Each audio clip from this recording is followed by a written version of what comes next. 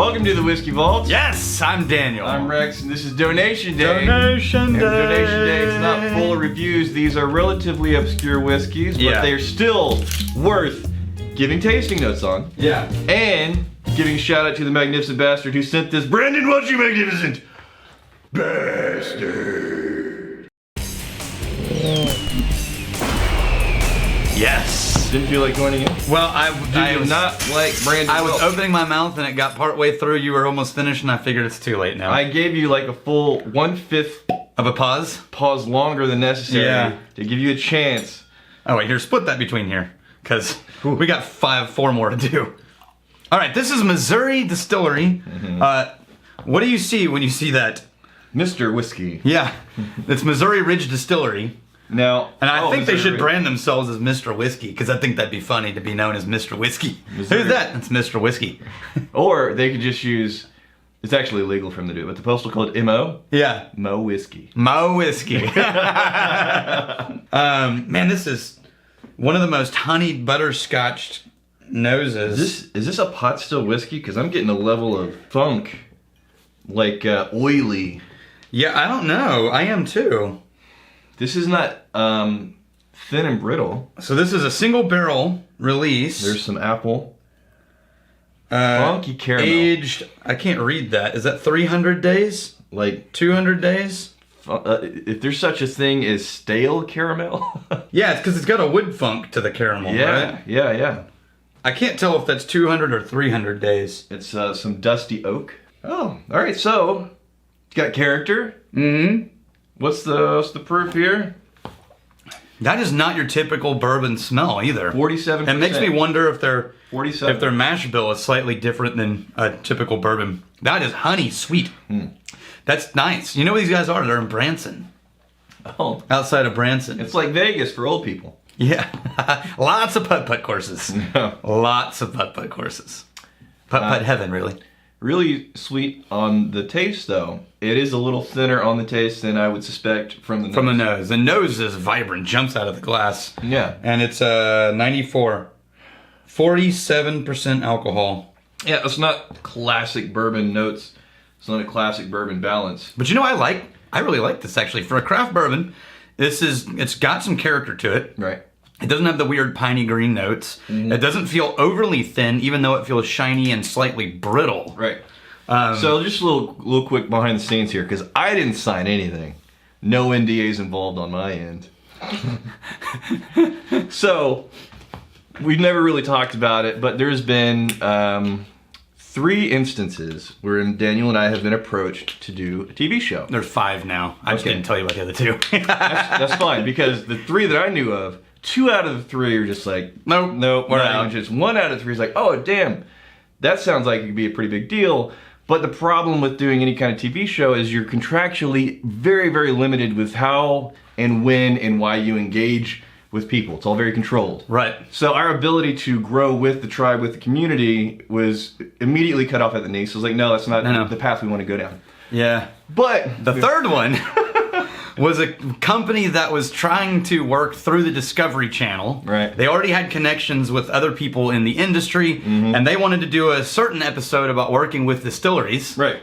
And a TV show, which, by the way, as far as I know, never actually happened, because these guys were supposed to be on the show. Right. And this year they were. They shot a pilot episode with the guy from the Moonshiners. Okay. And the pilot episode was basically the science of moonshining and people who are doing moonshining. Yeah. So that's a whole different premise than what they asked us to do. Right. But the reason we backed out is because they sent me a contract after 4 months of talking about it. Right. They finally sent me the contract. They had almost booked plane tickets for us to fly out there. Yeah. And the contract said they owned 20% of all future income related to the whiskey industry. And this was before we opened the distillery. Right. Yeah, and we were like... That's pretty problematic when you're opening a distillery. I read it and laughed out loud. Right. And then I sent it to a guy who's acting as our agent. Right. And he was like... He laughed out loud. Right. And he was like, yeah, that's a joke. Don't even bother. So for future reference, if anybody's ever watching, we're not totally, adverse to doing TV, but we do need to have an incredible amount of flexibility and freedom to work with their community, however you want to do it. Outside of that, we're not doing anything. If it shuts down our ability to interact with our tribe, then it's a non-stop. What's the next one? All right, the next one is, let's go with this. Yeah. This is from Scott Cale. Scott Cale, you magnificent bastard!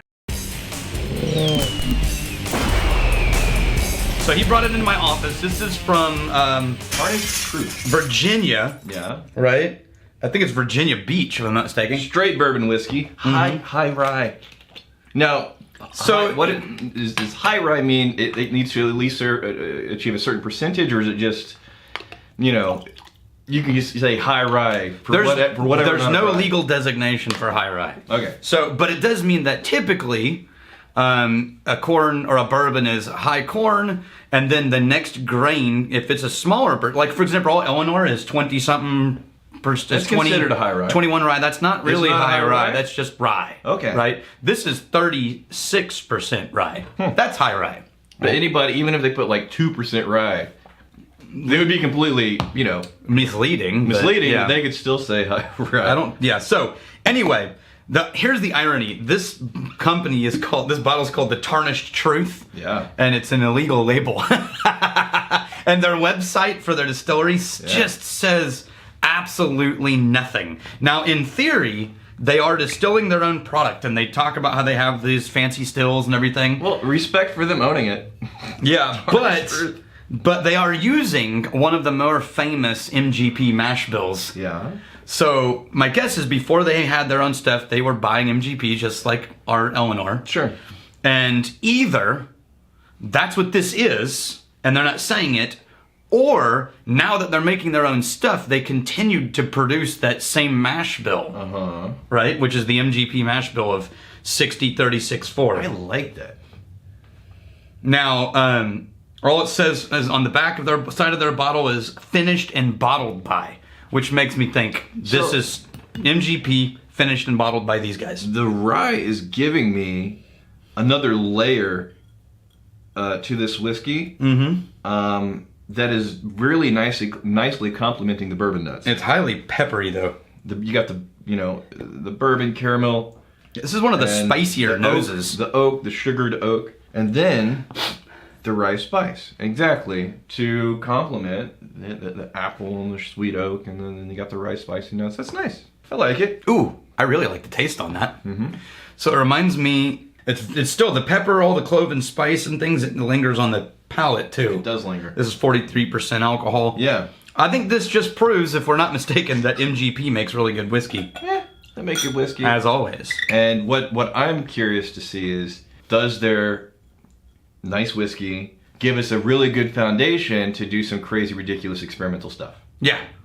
Because my only concern, do you need to start with something fairly simple and plain to do experimental things that turn it amazing? If you start with something that has, you know, notes and layers, Do you flatten it with experimentation? Yeah. We'll find out. We will find out. Yeah.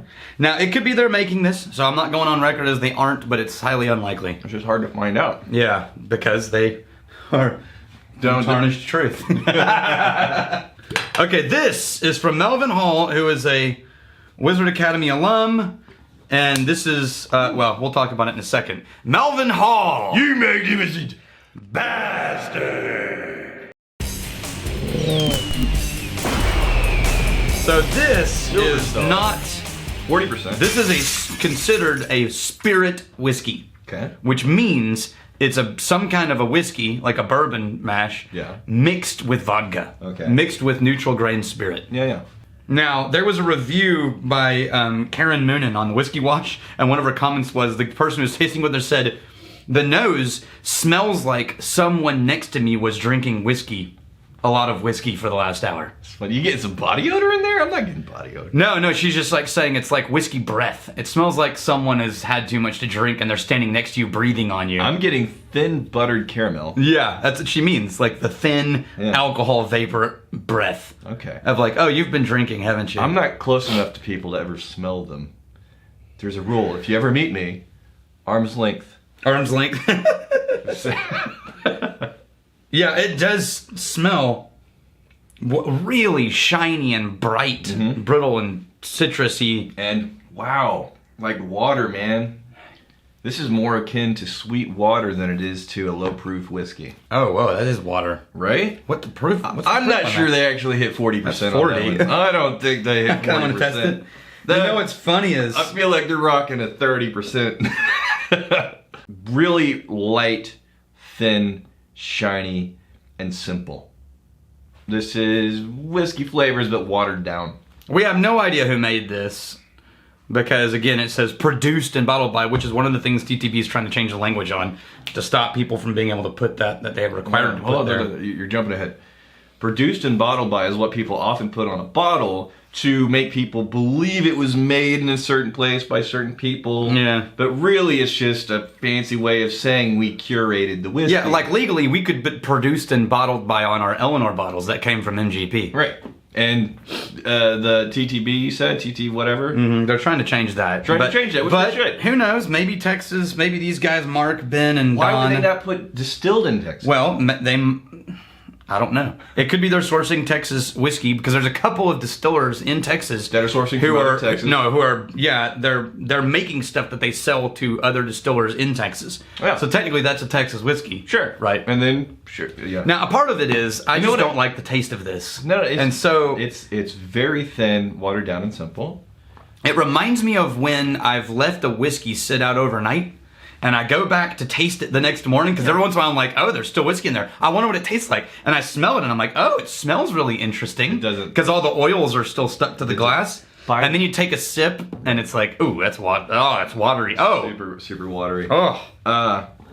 Melvin, thank you. Thank you, Melvin. I was at your house yesterday. I think I was at your house yesterday. Mm-hmm. And then you poured a Bunnahabhain. Yeah. That was mostly empty for longer than 5 years. No, that was the Edredor. That was longer. The Edredor, yeah. Okay. I was rocking some hardcore soapiness. Yeah, but that's in Edredor from the very beginning. Really? It is. That's why I'm not a huge fan of Edredor. Every time I taste Edredor, I get black licorice and soap notes. Okay. Because I was like, oh my gosh, there's so much. Did 5 years turn this into like a super, super soapy whiskey? But that's just Edredor? That's just Edredor, and you either like it or you don't. Okay, this. That's a cool quart. It is, isn't it? This is from Gordon Syrup and Leah Ashley again. Their third donation. Wow, they're working their way up here. Gordon Syrup and Leah Ashley, you magnificent bastard. And this, Old Elk, look at that. Man. Isn't that amazing? Oh. I love the bottle design. Their quart costs more than our bottle. I love the cork. You know, it's not real. No, of course, but it looks amazing. Yeah. And it's got heft to it, I wonder where they got this made. I want to steal their maker. Yeah, there's no identifying thing. No, there wouldn't be. We could call them and find out. Okay, so this. Now, there's some really cool stuff about Old Elk. I've never tried them before. Yeah. This is gonna be a low proof whiskey, and I'm guessing damn near 40%. 44. Okay. And I'm getting the stale apple now. It's just vanilla. It's just vanilla extract. Is it just vanilla? I mean, not literally vanilla extract. No, it just smells like vanilla. But like bread. Like you know, you get those basic pound cakes that have the vanilla. Oh, yeah. Yeah, there it is. So this is, on the nose, it's relatively simple. Yeah. Low proof. Oh. It's still simple. It's still simple, but it starts a little bit thin and then sort of blossoms a little bit at the end with cherry. Yeah, and slightly bitterness. Yeah. Like an oaked cherry, a little bit on the end. And less of the oaky flavor and more of like the bitterness that you get from the oak. Yeah, it's got a woody aftertaste for sure. So here's something really cool about these guys. They are doing what Nancy Fraley has always been trying to convince people to do, which is in-barrel proofing. Okay. Right? So a lot of distilleries, they have a barrel. It's 58% alcohol. They want to bottle it at 40. Mm-hmm. They dump it into a container, and then they add water until it gets to 40, and then they bottle it. Okay. Right? Yeah. Now, that's pretty industry standard. Yeah. In the brandy industry, they will proof down inside of a barrel very often. Because they'll take forever to proof it because two reasons. One, it continues to pull from the wood and age. Okay. And two, they do it really, really slowly. Okay. And so they will almost drip line like an IV feed water into a barrel. Like at Iron Root, one of the coolest things is they'll do that. They will proof down in a barrel, and they'll do it with like a big water bottle with a hole punched in the cap, so it drips out, and they'll just fill it with a preset amount of water and set it in the bunghole of the barrel, and it'll take days to weeks to let the water drip into the barrel. I feel like this is a really subtle whiskey. I keep getting little small hints of flavors. Like, is that walnut? Is that? I think walnut is the right one. Is that a little cinnamon? Is that? And it's never like bam honey, bam cherry. Bam. It's like, is that? Am I getting? So it's very subtle. I think there's things happening, but it's not. You can't say it's simple because no, it's not simple. But it's not really obvious and loud with the notes here. It's like, nah. This is a gentleman's whiskey. There's little hints. Yeah, little hints of flavor. It's a gentleman's whiskey. The last one is from Caleb Blagg, who is a patron saint. Arran Smugglers series. Arran, wait, from now, Caleb Blagg, you make. Where you going? Okay, go. Okay, go. Caleb Blagg, you magnificent bastard! But he's actually a patron saint. That's why I was saying we should do the patron. Shit, you're demoted. You can't take back magnificent bastards, Caleb. Yeah. Damn, that's really unfortunate for you. Caleb Blagg. You're always a patron saint in my heart.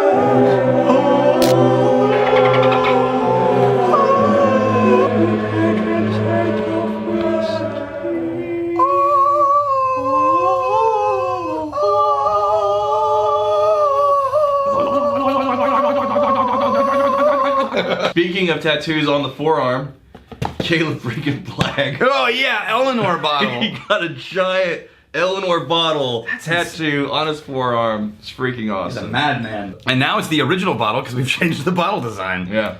Okay, so I haven't even opened this yet, Caleb. Wow. Wait, do you usually? This is the third in this series. It's called the Exciseman, which is the taxman, right? Okay. It's a Smugglers series. You're gonna have to have something dedicated to the taxman. So there are two things going on in this. I got something for the taxman. I'm excited.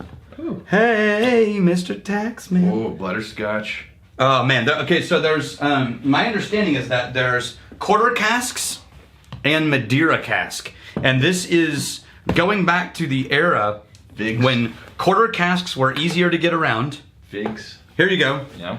Single malt Arran in a quarter cask, matured in 125 liter ex-bourbon barrels. Okay. Wow.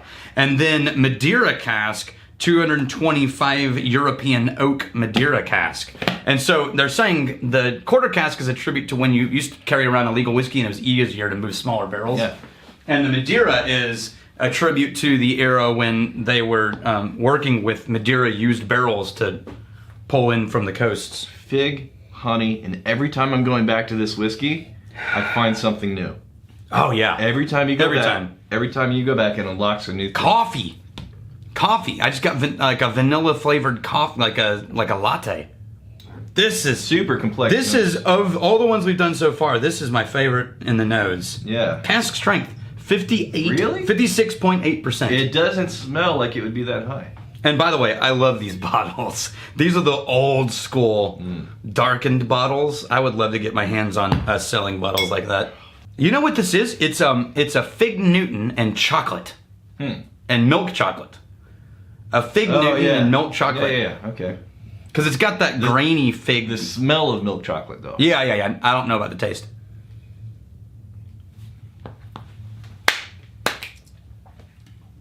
Oh, come on! Okay, so the other Smuggler series, we've liked them, but this one. That's all I have to say. I mean, seriously. Were you about to leave with the bottle? Yeah. You're about to walk out of the damn room with the bottle. Yeah. I suspect Daniel has a double secret stash somewhere. Because no fewer than... Look at this guy. Look at this guy. Right here. Totally do. Oh my god! What the... You son of a bitch. I knew it! I knew it! That locked cabinet is the second tier of secret whiskey. It's a decoy. Yeah. That locked cabinet's a decoy. You It's I just felt it. I felt it. It's like, I've seen you walk out of a room with a nice bottle and then come back with no bottle. What the hell? So, my mission in life. This is how I regain your mooch stash. My moochy glory. You find my secret vault? Yeah. I don't know if I can make lunch. I've got some work to do. I've got some bottles to move. No. Is this the real vault? All right, so this is the only thing I want to know. Mm-hmm. Is it more or less than 20 bottles in your secret stash? It's more. You piece of shit. Son of a... Do you not have enough whiskey? You have a secret stash. Oh my god. All right. I'm going to do this for the people. I will uncover the secret stash and share the whiskey goodness with anybody that wants to show up with an empty glass.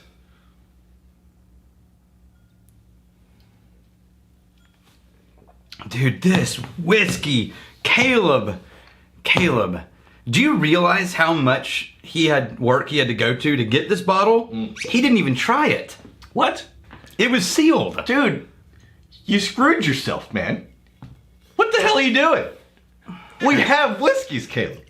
We have a lot of whiskeys. I feel really bad. That Caleb didn't even get to try this? Dude, you have to, when you're here...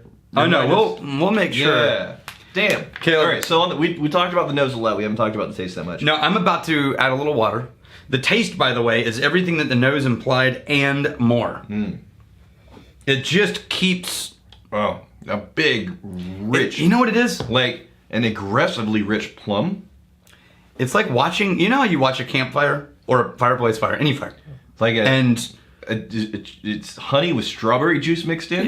Yeah. And a fire, you can watch it forever because everything's always moving and changing and altering. Yeah. A fire, looking into a fire is enchanting. Right. And it's always shifting, right? This is looking into a fire. This is the definition of a complex, nuanced whiskey with a lot of things going on.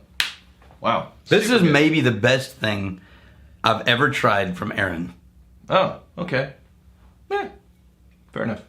I'm going to find that stash. Oh. Try it with a dash of water. I'm going to and see what you think. Why would you, how big of a do you have to be to have not only a vault, but a vault in the vault, and then a secret stash that nobody knows about?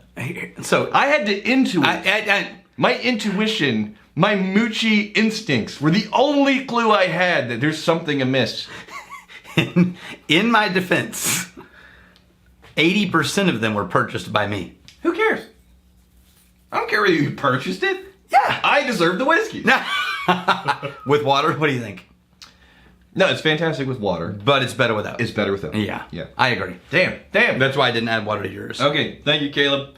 All you other magnificent bastards, thank you as well. And by the way, if you waited till the end, 17 minutes in, remember that we are only a few days away from Dry Week, which starts January 1st. Just a Tuesday. Which is a Tuesday. Yes. So and that means that we're going to have to go Tuesday to... Tuesday is the next drinking day, right? So from Tuesday to Monday's episodes, it's going to be... And we're calling it like a noon. We'll still have episodes. It's just not going to be drinking whiskey. Right. I think we're going to do watching old episodes of Vault and Tribe. Because last quarterly challenge we did the reaction video of our first video together. Right. I like that. Now. That's good. Here's the thing. Yeah. And then we have a lot of non-whiskey gifts that people sent. Yeah, we'll try. We'll finally open up the shirts and non-whiskey gifts. And Heather, the soap. Yeah. So here's the thing. I got an email the other day from a truly magnificent bastard in the tribe who one of the quarterly challenges led him to the point where he realized, I have a problem I need to address. Yeah. Because the whiskey challenge week was a challenge for him. Yeah. And what I want to say is, if you are in that category, and I'm grateful. That's why we started the challenge, right? That's the whole We point. started the challenge Yeah. because if you can't go for a week without whiskey, we need to have some conversations, right? But it makes you no less of a magnificent bastard and no less a part of the tribe. Absolutely. The fact that the quarterly challenge, just say it's a check-in, little quality control, 4 times a year. We just make sure that, hey, none of this is getting out of hand, because whiskey can cause problems in a lot of lives. And we don't want to become enablers for a path for people to get their lives all screwed up. So the fact that some people have let us know that, oh, yeah, thanks for that. Yeah, that brought my attention to this. Because there's something sneaking up on me. Because it's insidious. A lot of people have it in their head that if you're an alcoholic or you abuse alcohol, it doesn't happen in a flash. It's a slippery slope for a lot of people. Not everybody, Right. but for a lot of people. Yeah, and this is a way to check in to make sure that you're not one of those people. That's true of any vice. Yeah. You only realize it's happening long after it's been having its effects. Yeah. Right. It's not like you do it once and go, oh wait, what was that? No, it's insidious. Okay, so Tuesday, January 1st, we will see you for the first episode of A Dry Week. Here's to fighting, stealing, and drinking. If you fight, may you fight for a friend. If you steal, may you steal a lover's heart. And if you drink, may you drink with us. Hey, thanks for hanging out with us in the Whiskey Vault. Don't forget to throw in a like, hit that subscribe button on the bottom right, and drop a question or comment down below.